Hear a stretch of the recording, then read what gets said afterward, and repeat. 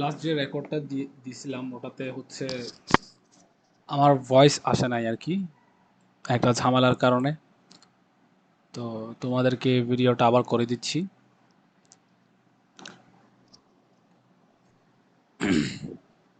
তো আমি হচ্ছে আজকে 2000, আচ্ছা দাঁড়াও,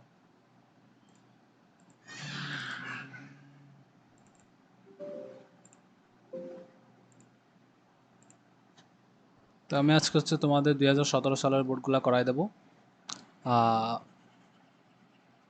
দেখো তাহলে, ফার্স্ট হচ্ছে চট্টগ্রাম বোর্ডেরটা দেখো, যে একটি কার্নো ইঞ্জিন 510 কেলভিন তাপমাত্রার উৎস। তাহলে তাপমাত্রার উৎস, তাপমাত্রা T1 কত দেয়া আছে, উৎস থেকে 1400 জুল তাপ শোষণ করে, তাহলে এটা হচ্ছে Q1। এবং তাপগ্রাহকে 800 জুল তাপ বর্জন করে, এটা হচ্ছে Q2। তো বসে হচ্ছে ইঞ্জিনের কর্মদক্ষতা নির্ণয় করো, এটা ইজি। এটা ইজ ইকুয়াল টু কি, 1 - T2/T1 ইন্টু 100। যেহেতু এখানে T2টা আননোন, তুমি চাইলে T2টা বের করেও এটা করতে পারো, বা এটা আরেকটা ফর্মুলা আছে না, 1 - Q2/Q1 ইন্টু 100, এটা দিয়ে করবা। যে কোনো একটা দিয়ে করো, সমস্যা নেই।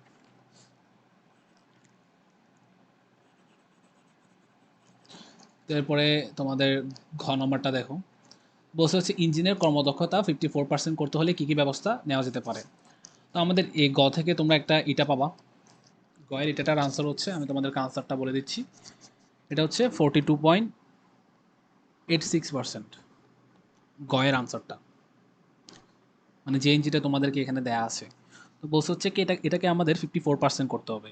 তো তোমরা সেলুসারের লাস্টে, লাস্ট ক্লাসে একটা ম্যাথ দেখাইছিলাম যে তাপগ্রাহকের তাপমাত্রা কমানোটা বেটার। তুমি এই ম্যাথের ক্ষেত্রে যখন এই টাইপের ম্যাথ আসবে, তুমি চাইলে দুইটা দেখা দিতে পারো, তুমি চাইলে একটা দেখালেও হবে, বাট দুইটা দেখানোই বেটার। তো দেখো, আমরা প্রথমত তাপগ্রাহকের তাপমাত্রা কমাইতে পারি বা তাপ উৎসের তাপমাত্রা বৃদ্ধি করতে পারি, দুইটা যে কোনো একটা দিয়ে ম্যাথটা করতে পারি। তো এখন দেখো, আমাদের তাপ উৎসের তাপমাত্রা তোমাকে দেয়া আছে, কিন্তু তাপগ্রাহকের তাপমাত্রা দেয়া নাই। তো বলছে হচ্ছে আমরা কি ব্যবস্থা নেব। তো ব্যবস্থা নেওয়ার আগে এখন যেটা দেয়া আছে, যেটার কর্মদক্ষতা হচ্ছে 42.86%, ওটার ক্ষেত্রে তাপগ্রাহকের তাপমাত্রাটা হচ্ছে এটা, এই ফর্মুলাটা দিয়ে আমরা বের করছি। এটা কিসের ফর্মুলা, কার্নো ইঞ্জিনের ক্ষেত্রে পর্তাবর্তী প্রক্রিয়ার ক্ষেত্রে এই ফর্মুলাটা আমরা অ্যাপ্লাই করতে পারি। তো আমরা তাপগ্রাহকের তাপমাত্রাটা কমাচ্ছি। তো তাপগ্রাহকের তাপমাত্রা নতুন যেটা আছে সেটাকে T2 দ্বারা প্রকাশ করলাম, T2 প্রাইম দ্বারা। ঠিক আছে, তো এখান থেকে তুমি 54 লিখলা, 54%। তো এটাকে এটা এটা লেখা যায়, এই 54% আর 100%কে 0.4 লেখা যায়। তো এরপরে ওয়ানটাকে তুমি ওই পাশে নিয়ে যাও, -1, তাহলে T2টা এটা আসছে। তো সুতরাং তাপগ্রাহকের তাপমাত্রা এই বিয়োগ করে দেখাই দেবা এত কেলভিন কমাইতে হবে। আর তুমি চাইলে তাপ উৎসের তাপমাত্রা নতুনভাবে বের করে এত এত এত বৃদ্ধি করতে হবে, এভাবে আবার দেখাইতে পারো, তোমার ইচ্ছা। তুমি হচ্ছে পজ দিয়ে একটু ম্যাথটা করে নেবা, আমি বলার পরে সাথে সাথে করে ফেলো, আর একটু নোট করিও। তোমাদের দেখা গেছে আজকে কিছু ম্যাথ দেখাইছিলা, ওগুলো আমি তোমাদেরকে করাইছিলাম, যতটুকু মনে আছে ওই টাইপেরই করাইছিলাম। তো একটু নোট করবা। তো এখন দেখো কুমিল্লা বোর্ড 17 কি দিয়ে আছে।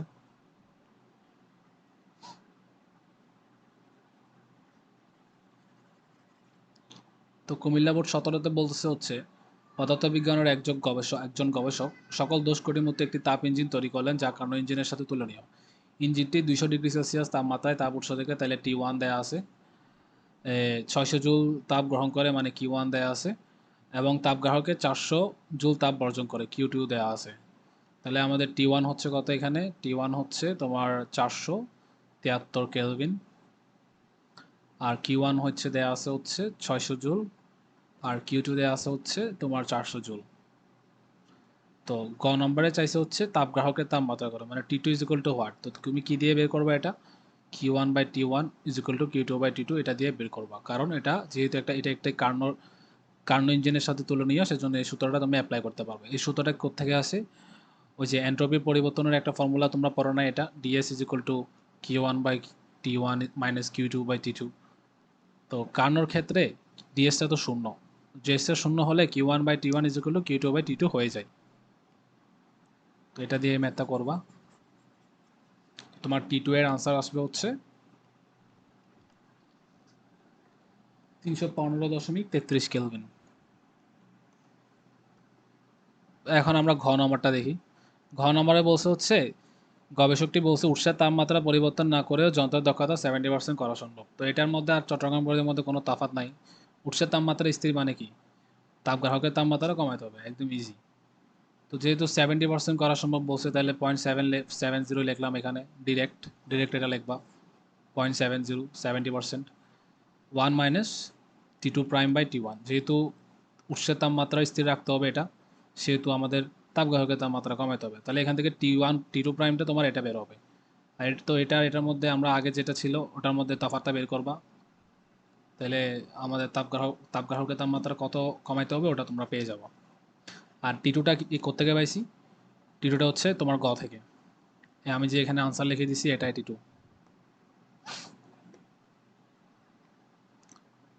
এরপর হচ্ছে সিলেট বোর্ড 17টা দেখো, সেটা আমি আরেকবার বুঝাই দিই।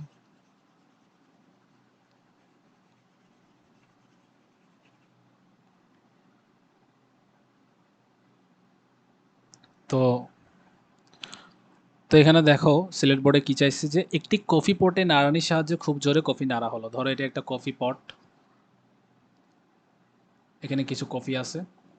নাড়ানি মানে কি? ধরো একটা চামচ বা স্টির, ফলে কফির আয়তন 50 সেন্টিমিটার কিউব বৃদ্ধি পেল। তাহলে এটাকে আমরা ডিবি দ্বারা প্রকাশ করলাম।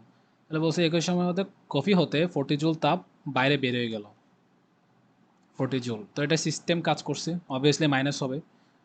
তো বায়ুর চাপ কত দেওয়া আছে? পি। তো তোমাকে গতে কি চাইছে দেখো, কফির উপর কতটুকু কাজ করা হলো। তাহলে আমাদের এখানে কাজ কত দেওয়া আছে? 40 জুল। তো গ করার সময় হচ্ছে আমাদের কাজটা পজিটিভ নাকি নেগেটিভ এটা ধরা লাগবে না, কারণ কারণটা তুমি ম্যাথ ম্যাথ করার পরে বুঝবা। আচ্ছা ডাব্লিউ না, এটা কিউ দেওয়া আছে। কিউ যেগুলো দেওয়া আছে, এটা তাপ শক্তি নির্গত হয়েছে না, তাপ তো আমরা কিউ দ্বারা প্রকাশ করি। তো ডিভি দেওয়া আছে হচ্ছে 50 সেন্টিমিটার কিউব। তো ডিডাব্লিউ যেগুলো আমরা কি জানি? পিডিবি। হ্যাঁ, তো জাস্ট তোমার পিও দেওয়া আছে এখানে, পিও দেওয়া আছে 1 × 10⁵ আর D V is equal to 50 centimetre cube. তো এখানে একটা ঝামেলা হচ্ছে এককে তোমার ঝামেলা, তুমি চাইলে এখানে ওই যে আয়তন যে বাড়তেছে এটাকে পজিটিভ দিয়ে প্রকাশ করো, সমস্যা কি? তাহলে কাজটা পজিটিভ হইতেছে, যেহেতু সিস্টেম কাজ করতেছে সেহেতু তুমি এটা বলতে পারো যে পজিটিভ, সমস্যা তো নাই।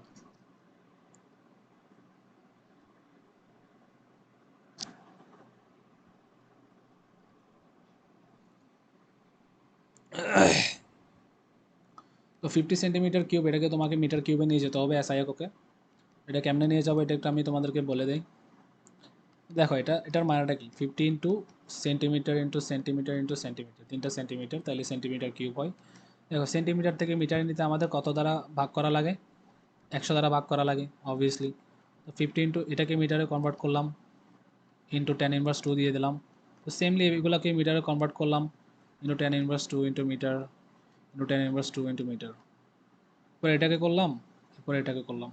তাহলে টোটাল কত আসতেছে? সেন্টিমিটার কিউব থেকে ডিরেক্ট মিটার কিউবে নিয়ে গেলে আমাদের হচ্ছে 50 × 10⁻6 মিটার কিউব দ্বারা, মানে 10 সেন্টিমিটার কিউব থেকে তুমি যদি মিটার কিউবে নিতে চাও তাহলে 10⁻6 দ্বারা ভাগ করতে হয়।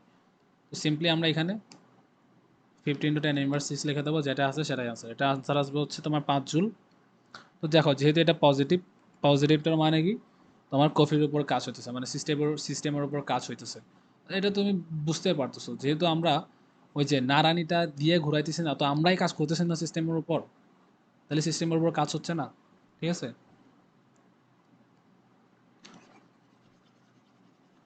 এখন আসি আমরা ঘ নম্বরে। আর তোমার জন্য যদি আমি একটু তাড়াতাড়ি যদি লাগে আমি তাড়াতাড়ি করাই দিছি, তুমি জাস্ট একটু পজ দিয়ে তুমি ম্যাথটা বুঝে শুনে করবা। তো ঘ নম্বরটা দেখো, এটি তাপগতিবিদ্যার প্রথম সূত্রকে সমর্থন করে কিনা যাচাই করে দেখো। তো তুমি একটু খেয়াল করে দেখো এখানে ডি কিউটা কত দেয়া আছে। যেহেতু সিস্টেম থেকে বেরোয় যাচ্ছে তাপ, সেই জন্য এটা -40 জুল। তোমাকে বাক্সে যেটা দেখাইছিলাম সিস্টেম থেকে নির্গত হলে এটা কি হবে? মাইনাস হবে। এখন দেখো সিস্টেমের উপর কাজ হয়েছে না, সেজন্য এটা কি হবে? 5 জুল, +5 জুল। তো আমরা তাপগতিবিদ্যার প্রথম সূত্র অনুযায়ী কি জানি? প্রথম সূত্র মতে d Q is equal to d U plus d W. এখান থেকে তুমি ডিউ কত পাচ্ছ? ডিউ পাচ্ছ হচ্ছে -45 জুল। ঠিক আছে? তো এতটুকু পর্যন্ত বের করে দেবা যখন তোমাকে তাপগতিবিদ্যার কোনো সূত্র সমর্থন করে নাকি যাচাই করতে বলবে, এরপরে নিচে আমি একটা এক্সপ্লেনেশন দিচ্ছি, ওটা একটু দিয়ে দেবা। ওটা তোমরা পড়লেই বুঝবা, আমি জাস্ট একটু বলে দিচ্ছি। তাপগতিবিদ্যার প্রথম সূত্র মতে কোনো সিস্টেম কোনো সিস্টেমে তাপ শক্তি সরবরাহ করলে তার কিছু অংশ ডিউ বৃদ্ধিতে সহায়তা করে ও বাকি অংশ সিস্টেমের উপর বাহ্যিক কাজ সম্পাদন করে। তো এটির বিপরীত ক্ষেত্রে প্রযোজ্য। ঠিক আছে? বিপরীত ক্ষেত্র মানে কি? ধরো তুমি তাপ শক্তি সিস্টেম থেকে বের হয়ে গেল, সিস্টেমের উপর কিছু কাজ হলো, এই টাইপের। তো দেখো এখন উদ্দীপকে সিস্টেম থেকে কিছু তাপ শক্তি নির্গত হয়েছে, কিছু অংশ ডিউ হ্রাস করছে এবং বাকি অংশ সিস্টেমের উপর কাজ সম্পাদন করছে। তাই ঘটনাটি তাপগতিবিদ্যার প্রথম সূত্রকে সমর্থন করে। ঠিক আছে? জাস্ট এই এক্সপ্লেনেশনটা একটু দিয়ে দেবা, এক্সপ্লেনেশনটা একটু নোট করে রাখবা। যখনই তোমাকে বলবে যে তাপগতিবিদ্যার প্রথম সূত্রটি মেনে চলো নাকি দেখাও, বা শক্তির সংরক্ষণশীলতা নীতি মেনে চলো নাকি দেখাও, তাপের ক্ষেত্রে, সব ক্ষেত্রে এই এক্সপ্লেনেশনটা দিয়ে দেওয়া।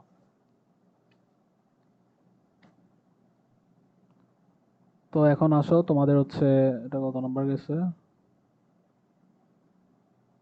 বোধহয় সিলেট বোর্ড গেছে। আচ্ছা, তো এখন আসো তোমাদের যশোর বোর্ড। তো তোমার যশোর বোর্ডে, আচ্ছা যশোর বোর্ডটা কি কি দাঁড়াও একটু দেখি, এতগুলো শেষ হয়ে গেছে কেমনে। করলাম কুমিল্লা বোর্ড, করাইলাম দিনাজপুর। আচ্ছা দিনাজপুরটা হয়তো মিস গেছে বলে।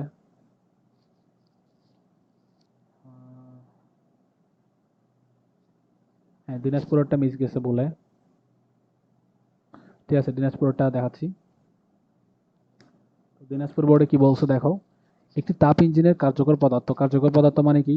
তাপ ইঞ্জিনে যে গ্যাস টেসগুলো থাকে ওগুলা 600 কেলভিন তাপমাত্রার উৎস থেকে, তাহলে তাপমাত্রার উৎস T1 দ্বারা প্রকাশ করলাম। এরপরে 1200 জুল তাপ গ্রহণ করে, এটাকে Q1 দ্বারা প্রকাশ করলাম।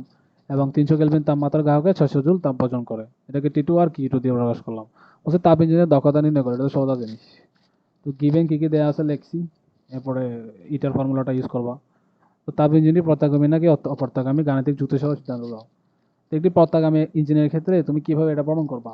প্রত্যাগামী ইঞ্জিনের ক্ষেত্রে ডিএস মানে এন্ট্রপি শূন্য হবে। তো এন্ট্রপির ফর্মুলা আমরা কি জানি, Q1/T1 minus Q2/T2 is equal two 0।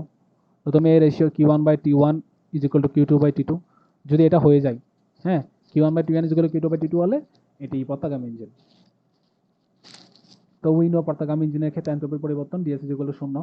তো সুতরাং ডিএস ইজ ইকুয়াল টু এটা এটা লিখবা, এটা বাদ, এই অংশটা বাদ। তোমার যেটা দেয়া আছে ওটা একটু লেখো, যে এটা 1200, এটা 1200 দেওয়া ছিল, 1200/600, তাহলে 1200 600 গেলে 2 থাকে, আর 600 300 গেলে কত থাকে, 2 থাকে। তাহলে 2 - 2 ইজ ইকুয়াল টু 0। ঠিক আছে? সুতরাং এটি একটি প্রত্যাবর্তী তাপ ইঞ্জিন। এটাই তোমার আনসার। তাহলে মোটামুটি সোজা আছে, অত কঠিন ম্যাথ আসে না তাপগতিবিদ্যা থেকে। তাপগতিবিদ্যা থেকে কঠিন ম্যাথগুলো আমি তোমাদেরকে লাস্ট ক্লাসে বেশি করাই দিছি। তো এখন দেখো এটাতে মেরে গেছে, এটাতে দেখো এখন ঢাকা ঢাকা বোর্ডে কি কোয়েশ্চেন করছে দেখি আমরা তাইলে। আর এটা মুছে দিতে হবে।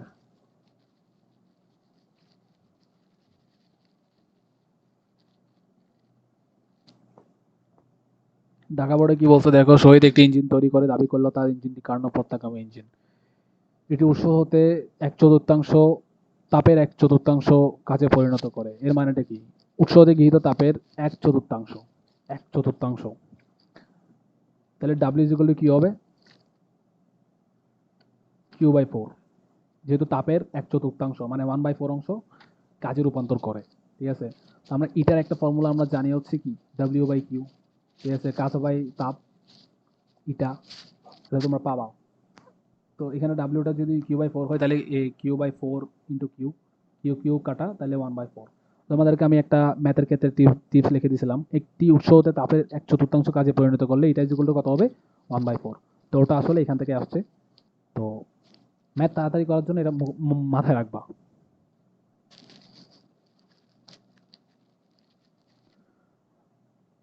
তো এরপরে কি আছে দেখো, শহীদ তার ইঞ্জিনের তাপ উৎস তাপ গ্রাহকের তাপমাত্রা পেয়েছিল 350 আর 310 কেলভিন। তাহলে T1 is equal two 350 R T2 হচ্ছে তোমার 310।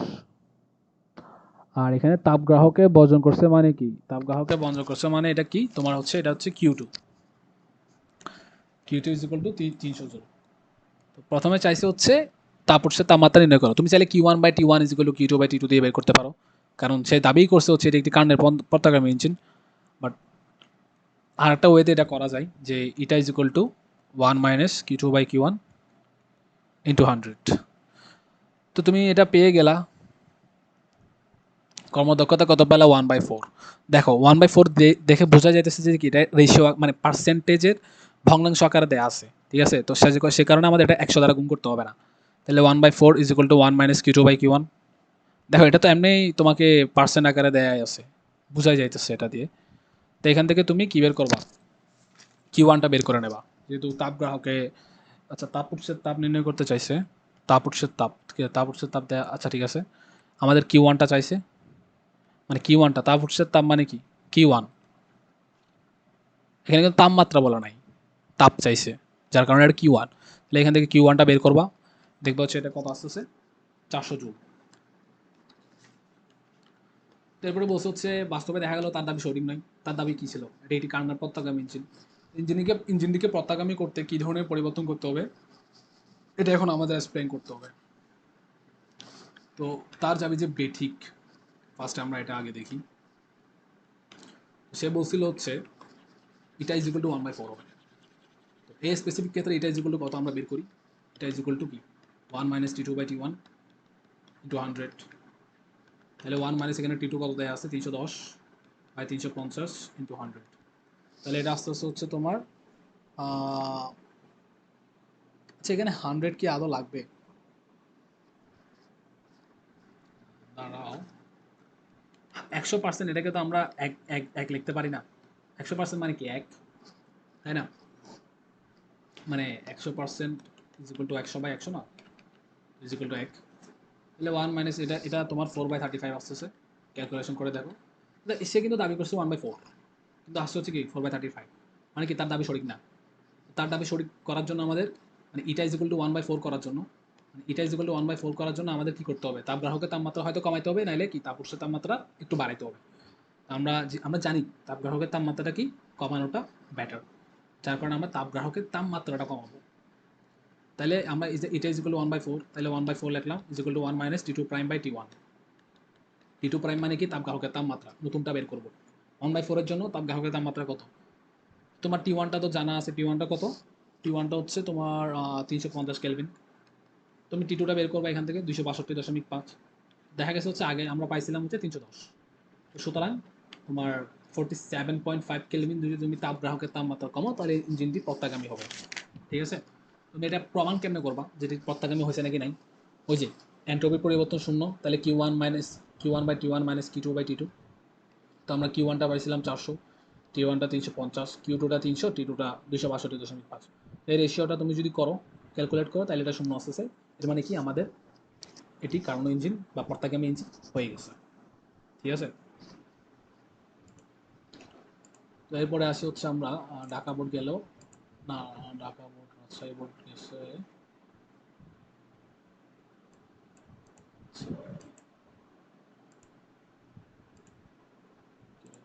রাজশাহী বোর্ড 17 দুইবার চলে আসছে।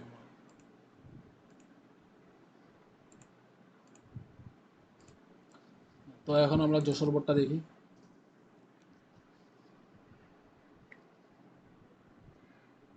তো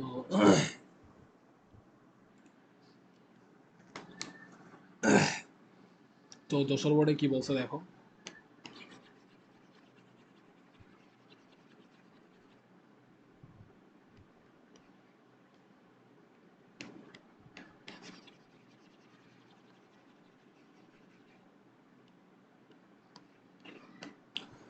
তো যশোর বোর্ডে বলছে হচ্ছে একটি প্রত্যাবর্তী তাপ ইঞ্জিনের তাপ উৎস তাপ গ্রাহকের তাপমাত্রা যথাক্রমে 550 ডিগ্রি সেলসিয়াস ও 138 ডিগ্রি সেলসিয়াস, মানে T1 is equal two 550 degree Celsius, মানে হচ্ছে কত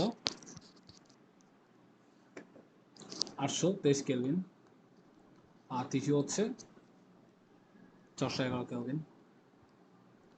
বলছে হচ্ছে কি সমষ্ণ প্রসারণে গৃহীত তাপের পরিমাণ 750 জুল। তো তোমার এটা দেখেই হয়তো তোমার লাগতেছে এটা আমি জানি না কি এটা, তাই না? একটু খেয়াল করো, এই চিত্র যেটা তোমাকে দিছে এখানে এবি এটাকে প্রকাশ করছে T1 is equal two 550 degree Celsius. এই T1টা যেখানে, এটা Q1টা এখানে হওয়াটাই স্বাভাবিক না, সমষ্ণ প্রসারণে গৃহীত তাপের পরিমাণ 750 জুল। এটার মানে কি? এটা যদি সমষ্ণ প্রসারণ হয় তাহলে Q1 টাই হবে হচ্ছে তোমার এটা।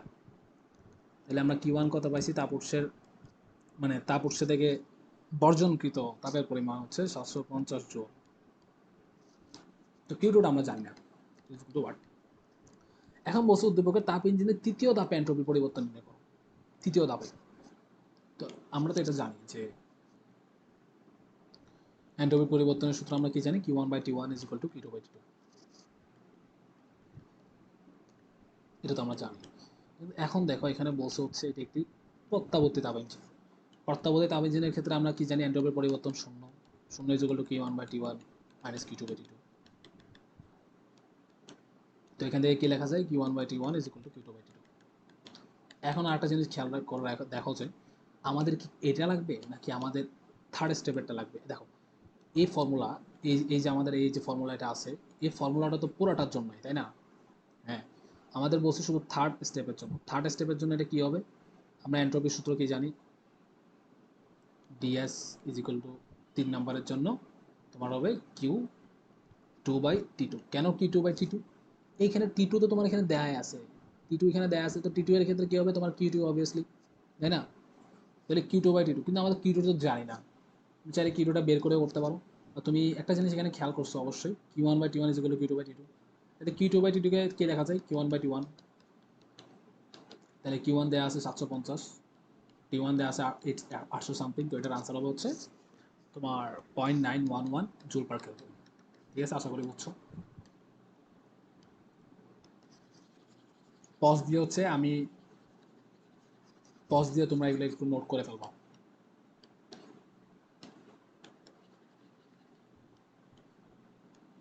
আর কোনো কিছু পড়া জমায় রাখিও না, পড়া জমায় রাখলে পরে আর কোলাতে পারবা না। তো এখন বলছে হচ্ছে উদ্দীপকের তাপ ইঞ্জিনের দক্ষতা দ্বিগুণ বৃদ্ধি করতে কি ব্যবস্থা গ্রহণ করা যেতে পারে? দক্ষতা বৃদ্ধির যেখানেই বলবে তুমি সঙ্গে তোমার এখানে সেখানে মাথায় আসবে হচ্ছে হয়তো তাপ গ্রাহকের তাপমাত্রা কমাবা বা তাপ উৎসের তাপমাত্রা বাড়ায় দেবা, কাজ শেষ। আর অত বেশি চিন্তার কিছু নাই। ঠিক আছে, যখনই তোমাকে বলবে তাপ উৎসের তাপমাত্রা বাড়াবা, সরি, যখনই তোমাকে বলবে দক্ষতা তোমার চেঞ্জ করতে হবে, এর মানে হচ্ছে হয়তো তাপ উৎসের তাপমাত্রা তুমি বাড়াবা বা তাপ গ্রাহকের তাপমাত্রা তুমি কমাই দেবা। ঠিক আছে, তো এখন দেখো দ্বিগুণ করতে বলছো, তুমি আগে ইটাটা বের করো। এটার ক্ষেত্রে ইটাটা কত হবে আগে আমরা দেখি, কি বলো? তাহলে 1 - 800 সামথিং বাই 700 সামথিং 100। তো এটা কত আসতেছে দেখো, এটা আসতেছে হচ্ছে তোমার 50.06%। তো 06%। দ্বিগুণ মানে কি? এটা দ্বিগুণ মানে হচ্ছে এটা প্রাইমকে আমাদের করতে হবে 50.06 ইন্টু 2% = 100.12%। তো এখন দেখো কোনো ইঞ্জিনিয়ার কি 100% থেকে বেশি কর্মদক্ষতা সম্ভব? তাহলে এটার আনসার হবে কি? যেহেতু এটা কর্মদক্ষতা 100% থেকে বেশি, যার কারণে এটির দক্ষতা দ্বিগুণ করা সম্ভব না। মানে এটি দেখা যাচ্ছে এটির দক্ষতা যদি আমরা দ্বিগুণ করি তাহলে এটি 100% থেকে বেশি হয়ে যাচ্ছে, যার কারণে এটি দক্ষতা দ্বিগুণ বৃদ্ধি করা সম্ভব না দেখে দেবা। কোনো ব্যবস্থা গ্রহণ করে লাভ নাই। যাই হোক, আমরা পরের স্লাইডে যাই। কি হলো?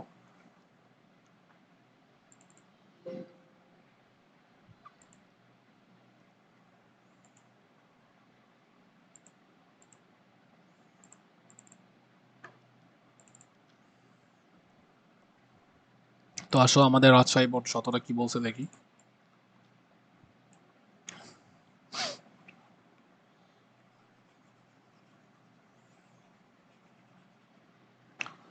তো রাজশাহী বোর্ড 17 বলছে হচ্ছে পিস্টনযুক্ত একটি সিলিন্ডার গ্যাসে কিছু গ্যাস আবদ্ধ আছে।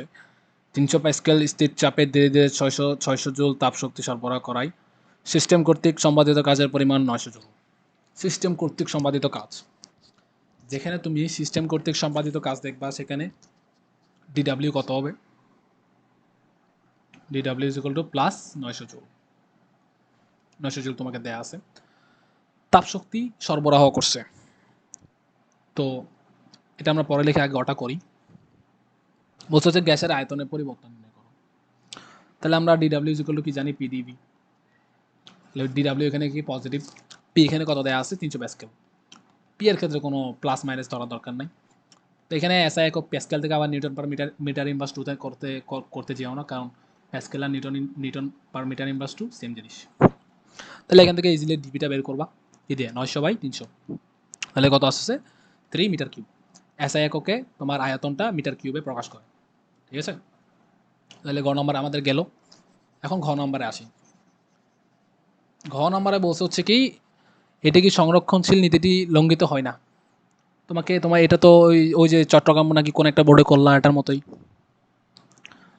তো আমরা সংরক্ষণশীলতা নীতি মানে কি, অবশ্যই তাপগতিবিদ্যার প্রথম সূত্র, কারণ তাপগতিবিদ্যার প্রথম সূত্রই তো তোমার এই সংরক্ষণশীল নীতির অন্য একটি রূপ, তাই না। তো এখন দেখো এখানে ডিডাব্লিউ দেওয়া আছে হচ্ছে +900 জুল। আবার আরেকটা জিনিস দেখবা হচ্ছে এখানে সিস্টেমে তাপ দিছে, এখানে দিয়ে দিছে ধীরে ধীরে 600 জুল তাপশক্তি সরবরাহ করছে। তাপশক্তি সরবরাহ করছে মানে কি, এটা অবভিয়াসলি +600 জুল। আমাদের ডিউটা বের করতে হবে। তো আমরা কি জানি, d Q is equal to d U plus DW.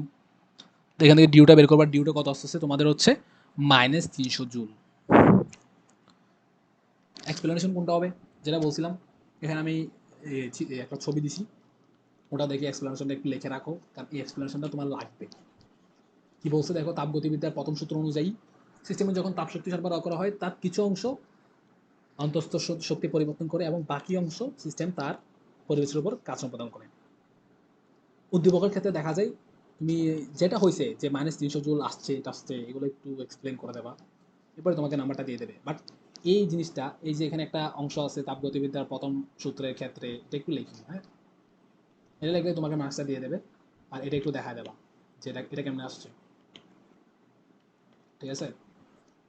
দেখো আমাদের লাস্ট ম্যাথে আমরা চলে আসছি, বরিশাল বোর্ড, যেটা আমার মতে তাপগতিবিদ্যা সবচেয়ে কঠিন ছিল। তো এটা আমি তোমাদেরকে লাস্ট ক্লাসে করা দিয়েছিলাম, একদম হুবহু মানটানো সেম। যদি আছে দেখো 0°C তাপমাত্রার 505 গ্রাম বরফকে এত°C তাপমাত্রার এত কেজি পানির সাথে মেশানো হলো। বরফ গলনের আপেক্ষিক সুপ্ততাপ, পানির আপেক্ষিক তাপ, পানির বাষ্পীভবনের আপেক্ষিক সুপ্ততাপ দেওয়া আছে। দেখো এখানে কিন্তু এগুলো তোমাকে দেওয়া আছে, এসবগুলো কলেজের পরীক্ষা এগুলো কোনোদিন দেওয়া থাকবে, এগুলো তোমার মুখস্থ করা লাগবে। তো এইসব জিনিস মুখস্থ রাখবা।